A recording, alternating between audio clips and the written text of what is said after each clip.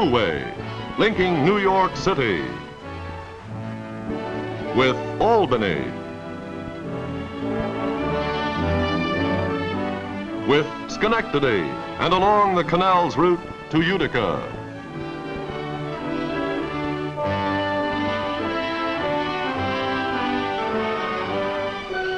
Syracuse, Rochester,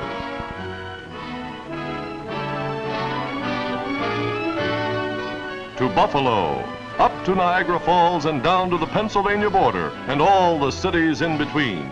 What's up, VC? So, Happy New Year. It's my first real proper video of the new year, I believe. We record this on Sunday, the 12th of 2025. I want to say, wow, pretty blown away in a bad way about what's happening in LA. I've spoken with some of you out there who live in the area. It seems like most of the people I know are okay, but I know a ton of people are affected. It's definitely hits you pretty hard to see the kind of destruction hit to a pretty, a big city, and such a city with so much, happening, and just a lot of people affected, from all walks of life, and it's hard to see. And I think you start to see like how quickly your belongings and everything that's important to you can just be gone. So it's definitely made me think, as I've seen people like show like things that they literally packed to take with them because they had to leave in a hurry, like, especially when it comes to records. I know Chris, the vinyl piper, showed what that he literally boxed things up, although it seems like he's not affected. And then I saw another account, I'm forgetting the account, but showing literally what he rescued as his house burned down, assuming he lost all of his records and his belongings and lots of things. So it's not lost on me as I talk about, record collecting, and a dig I did, how all of this stuff can be gone in an instant, but what's most important is yourself and your family. So sending good thoughts out to that area, to Los Angeles.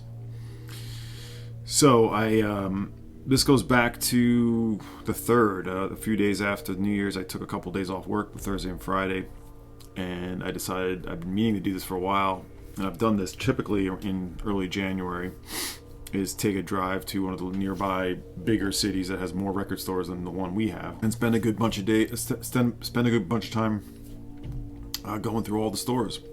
Yes, I dig. And so Syracuse is where I went, which is about an hour away from me here in Ithaca, on January 3rd.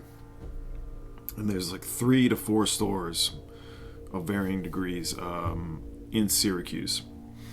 So that was January 3rd, but let me go back, because on December 26th in Utica, I went to there's a couple of stores there.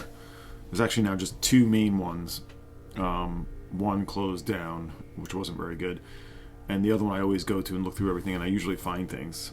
A bit of a strange filing system they have. But nice folks, and I usually find stuff, good stuff in the dollar bin, and that's where I found that marimba record I played last time. And these 2 records, a bunch of other dollar things which I won't show. One thing I'm doing this year is I'm buying, and you'll see as I go through the Syracuse records, I'm buying records that may not necessarily be for me, but that I see good value in, that I can keep to maybe sell later on, or to save for people who I think might like them, or just to sort of like, I don't know, I'm not trying to hoard, but I'm trying to buy good value, essentially. So that's what the theme in all of these records. But at Reimagine Records, I got this Hollies record. I've actually found good Hollies records there, and this is it was after I got a nice little discount, about $15. This is a UK original in really nice shape. And this is definitely them in psychedelic mode. You have Dear Eloise is on here. It's right around the time they did King Midas in reverse. So I have a version of this as the US LP, but this is Butterfly, the UK original, on the beautiful, just really one of my hands down most favorite label designs. This is the stereo on the Parlophone. I love this label design. What a beautiful design and beautiful shape. I mean, $15 for this this is not an expensive record, but that's a really good price for this, especially in the shape it's in. Nice to see the old little sticker there pertaining to record shops in the area. So I was happy to get this, and I really enjoy this record. So this one will probably stay with me. The other record I got probably won't stay with me. It's a little too clean. It's a reggae record, a little too sort of not quite my speed. The Bunny Wailer. This is one I had been sort of looking for. What's it called again? Black Heart Man. I had been kind of looking for this because I really enjoy some of the Bunny Wailer singles on what's the name of his label? I'll put it in here, but I have this really amazing single that's on the label. Just slipped my mind. Anyway, this one I won't be keeping. This is the original on Island. The sleeve is a little worn, but the record's nice. So this I'll stash away. Maybe if anyone out there wants this, check in. I'll certainly give you a nice price on it. So that was the two I got there. I wanted to mention those since that was technically part of a dig. And I went there on December 26th, the day I could not end up meeting Brandon, Joe, and Dave in Rochester. So as a consolation for not getting to do that, I went to that store. So back to Syracuse. So the main store you have to hit is Soundgarden, which is part of the Coalition stores. You know, there's a group of independent stores that have been around since the 80s and 90s that got together and formed these coalitions. And if you don't know, like stores like Amoeba was part of it, Bull Moose Newberry are part of it, Criminal Records is part of it, Waterloo Records. There's like 3 different coalitions of independent stores. Sims, Ames, Music Monitor, I think, and there's one other. Anyway, they all got together and made these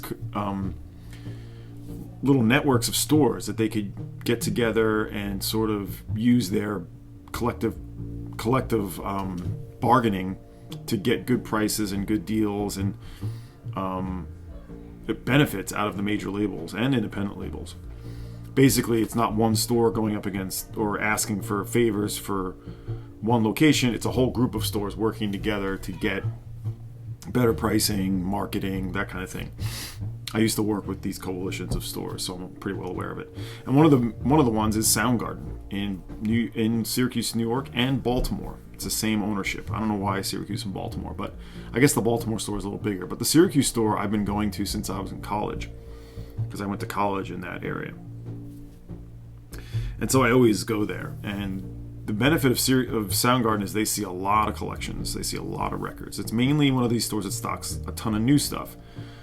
But they've always had a pretty good used selection, and this is the best. This time I went there is the best batch of records I found there, and their used record selection has gotten exponentially bigger. Before it was always pretty small, but I would find things. This time it was much bigger, and the prices were good, and I found some good stuff. So only a handful of these I'll probably keep for myself. Some I'm still listening to decide, but I'll go through them pretty quick. We're listening to Robert Akey Lowe, aka Likens, aka he was part of 90 Day Men. This is on the Type label, so if I see anything on Type, I tend to check it out. And we're listening to this right now. It was $12.99. This is only worth about that, but just to see this in there, I figured I'd check it out. It looks like it's 2 long tracks, M Bondo and a version of M Bondo from 2012. So I grabbed that. I'm all over the place. I looked through all of the used records. There was a few wall pieces too. They had a pretty beat copy of the First Stooges, which I have a decent copy of. It's over there somewhere. I have a pretty good copy of it, considering the one that they had was not the most amazing price and not in the best shape. But so anyway, that was there. There was a couple other things, but I mainly just dug through like the basic records in the bins, and nothing here is over 30. I got this Yasmin Williams. I won't be keeping this one. I thought I liked this better than I did when I listened to it. So this is Urban Driftwood. Now she just released an album this year or last year that I know people love, but this was a little too sparkly for me, not quite sort of gritty enough in the Americana zone. But she's a good player. It's on the Spinster label. This came out in 2020, so that was $10. I took a chance on that. That'll shift to somebody. This I'll be keeping. This was fantastic. I've been meaning to get this. Just was waiting to see it in person at a nice price, and I got this for $9.99. It's about the right price for it. Keith Jarrett with Paul Motion, Dewey Redman, and Charlie Hayden. What a great one on Atlantic. Feels like an ECM, really. Even some really great fuzz bass from Charlie Hayden on this record. Just a really great Cheap Heat right there. This is Cheap Heat 101, if you ask me. A nice cover. I know Dave may have this too, but Brandon Faust in the Head was a fan of this record. I remember him talking about it. So I've been meaning to get that for $9.99. Good deal.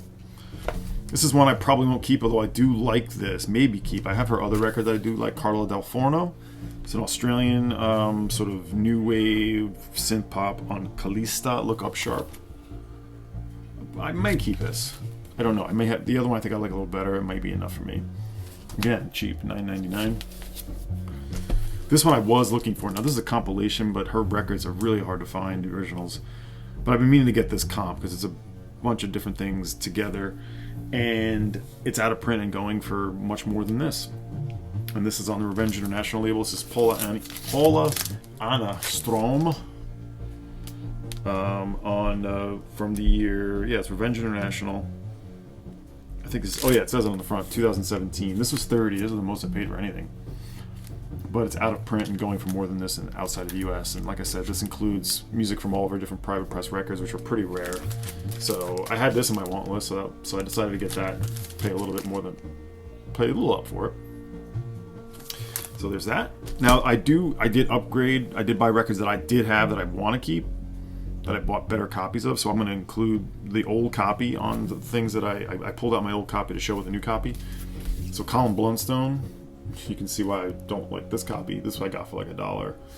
But of the Zombies, nice orchestral pop, light psych record. I actually got to make sure I want to keep this entirely. But this is the upgrade with timing strip and a much nicer copy. This is the Epic Yellow label for $25. It's a good price for this. The copy I have with my old copy is the second press on the orange Epic. So this is a nice album if you don't know, but I do want to double check to make sure I am into it 100%.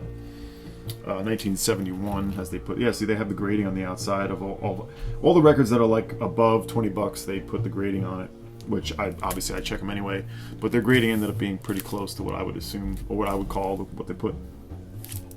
So I won't take it out, but this is in the yellow Epic label. So that was good. And in these kinds of stores, by the way, you don't really get discounts. You're working with just like basic counter salespeople. It's a bigger staff. They're kids basically, so they don't really do discounts. These kind of stores don't really do that. So even if you pay cash, probably, maybe if I offered to pay cash, which I didn't, but in any case, the prices were good. This is an upgrade to my copy of Circus Maximus. This was $15, and it's super clean. Look at the sleeve. This is a nice psych record with Jerry Jeff Walker. Last I checked, this was a keeper, so this is an upgrade. And which the record is in nice shape, but the sleeve not so much. So okay, there's those. More. I got a big pile from Soundgarden. This is a great price at $10. This Helen Merrill record on MRC. It's a second pressing actually, but she's pretty collectible. It's in nice shape. It's on these labels. It's a Deep Groove, but it's a later Mercury label. And it is a mono, and it's styrene too. You guys all know about styrene, I assume. You can usually tell it by the feel of it and the weight. Just the handling of it feels different than vinyl. Styrene you have to clean differently. You don't want to clean it with your typical solution. You might want to just use distilled water. I know people just use distilled water as is, but so yeah, $10. This is a great deal. Don't know if I'll be keeping that or not, but again, I was buying for value. More. This next one was a great price. And I know it's worth more than this, even though this version of it is not on Discogs. It's a second. Well, I'll show you. This is Robert Beers on Prestige, Sound of the Psaltery. Beautiful. I love this, with some vocals from his wife. It's a psaltery, flute, and vocals from Eveline Beers. And this is on the Prestige. There is a Prestige Fireworks label. This is on the blue Trident. So this version was not on Discogs, but for $5.99, I think there's not even any copies of the other one for sale. So I decided this I didn't know, but anything with psaltery I would buy. So I saw that for $5.99. That was a no-brainer.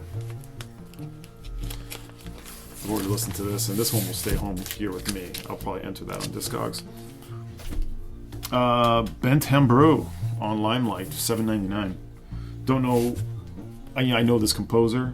This will be electronic avant-garde experimental. But this is during those Limelight years where they were always making interesting stuff. So for $8, I decided to try it. Constellations and Interferences from, looks like 62 and 59 of the compositions.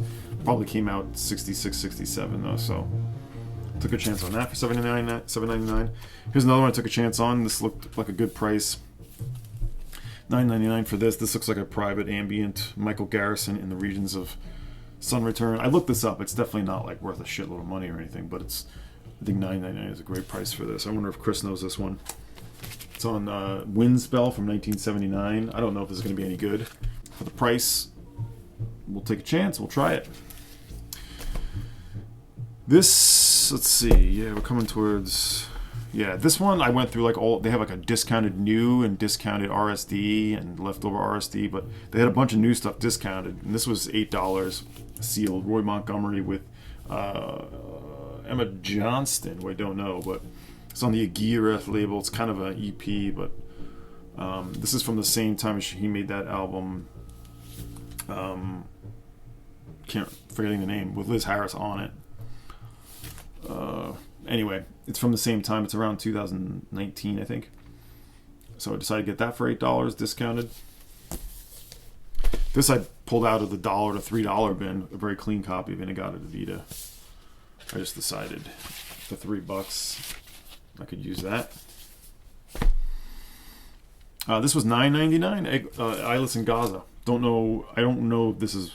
I know this band some, but I don't remember what the story with this record is. So we'll see. This is Drumming the Beating Heart. So you know what? Let's put a little bit of that on, since this Robert Lowe ended. All right. So this is Eyeless in Gaza on Cherry Red. I know that people are always looking for Eurythmics records, so I grabbed this for $3.99. So I'll be using this at some point, 1984. This one I'm not probably keeping, but I couldn't help for $20. This super clean original impressions record on ABC Paramount. I looked this up. It's, I should say, I had a good inspection on this, and this was a great price for this. This is very clean. Don't know if I'll keep this. Maybe not. I don't know if it's a first pressing, but it definitely has a deep groove on it on ABC Paramount. This is an early record. I mean, it was like a 60-year-old record. So, really nice shape, very clean for $20. Good deal. This is also 20. The Meters. Wasn't really looking for this Meters album. I'm looking for a couple others. I only have one original on Josie. This is on Reprise and in beautiful shape for $20. I mean, I thought that was... They say VG+. VG+. It was 1975. I still need to double check which pressing specifically, which plant and all that, but $20 for a clean copy. I won't take it out right now, but it's nice shape. $20 is a great deal. So that was everything from the Soundgarden. Really, really nice prices. Again, most of this won't stay with me. Some will. I have to go through them. I've listened to just a handful so far. So then I went to Books and Melodies, which is sort of in East Syracuse. And that store, I didn't really find them very much. Definitely, that doesn't seem like the stock turns over all that often. But some decent things in there, some interesting things. Prices were a little on the high side, but I found a couple of records that made sense for the price that they were. This Phil Woods album was $5. This features Gordon Beck, Henri Texier, and Daniel Humer. It's an American pressing on the Embryo label. I forget. I mean, I may have checked this out at some point. This may be good. 1971, $5. Right? Yeah, $5. And obviously this is a nice shape. I wouldn't have bought it otherwise. And these next two are almost upgrades anyway. This Modern Lovers record, I actually am upgrading it. This is the one I got for $15. It's in a nicer shape, better cover, better record than my old copy, so I have another copy of this. I really dig this Modern Lovers. So this was $15, pretty good price for that. This is all that Books and Melodies. And then Emmett Rose, this is the copy I bought. Wasn't as nice as the copy I had, so decided this one will go to somebody. This is a fantastic singer-songwriter power pop record. So after that, I went to this place called High on Fi, which had a lot of records last time I was there, but they also do repairs of stereo component gear and turntables. So I was mainly going there to talk to them about that because I may want to have some repairs done with them. But the records, they didn't really have very much, and what I looked through, I didn't buy anything. So that was just a quick stop there, worth maybe going back, especially they have a ton of gear for sale. But the last store I went to was almost felt like a thrift record store. It was like also back in East Syracuse, called Syracuse Vintage Vinyl. I didn't take any pictures of it, but it felt very much like a thrift store, almost like unsorted. Everything was priced, and everything was very cheap there. Nice guy, I talked to him for a while. He has a bunch of items on an eBay store, which I didn't even look through yet, but everything in his shop, there's a bunch of stuff that was just like around a lot of dollar records, a lot of 45s, a bunch of CDs, but he had a good deal of records, all between $5 and $15. And it was nice to find this. I was looking for this Gil Mele. It's a cheap album, but this is so good. Tome 6, the Jazz Electronauts on Verve. Perfectly fine copy in nice shape. So he tells you up front as you walk in, like 20% off basically everything. So he's already in a bargaining mood. You could probably bargain for even further. So I was in there for a good 30 minutes. Found that. And then I found an upgrade to my country funk album. Actually, yeah, I did upgrade it. This is the copy I bought from him for $8. This is a great rural rock, country rock album on Polydor. I think, did I end up the album? I forget. But I have another copy, my older copy, so I grabbed that for $8. Look at these dudes. I highly recommend this. I don't know how often you people see this one out there, but every time I see it, I either recommend it or just say how much I like it. So it's from 1970, I believe it is. If anyone needs this one, let me know. So that was it. Syracuse. Day in Syracuse. Good stuff. Good value. So looking forward to get a little more through those. And if anyone's interested in any of the ones I mentioned, give me a holler. Give me a shout. That's all. Talk to you on the next one. See ya.